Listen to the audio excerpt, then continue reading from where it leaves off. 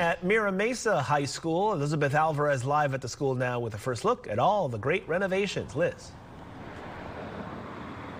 Hey, good morning, you guys. Yeah, Mira Mesa High School has been undergoing some massive renovations now for several years, and a big part of the project is now complete, bringing major upgrades to the 50-year-old campus.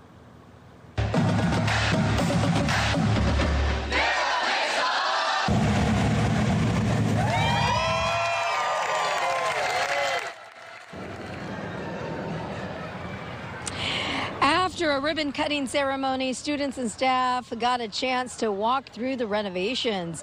There is now a new administration building and student services center. New classrooms are replacing portable ones that the school has been using for decades. And it's all bringing all sorts of positive vibes to students.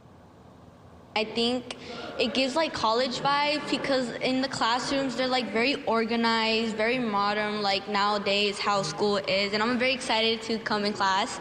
We get to explore like a whole new community within this area, and there's so many studying spots for people to hang out with and so many more classrooms for learning to happen. I think it's great. I think it's going to give a great sense of more community in this school.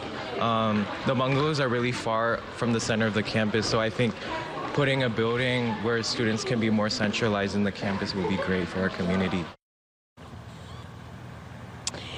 And the Principal Jeff Sabins, tells me that he is very appreciative of the community support. That's because voters passed a bond ordinance that actually helped to fund the renovations and all the improvements. So it's a great day here at Mira Mesa High School, and I was very impressed and pleased to see that the students were so welcoming and appreciative of their brand new facilities. We're live this morning in Mira Mesa. We'll send things back to you. Sounds good. Liz, thank you.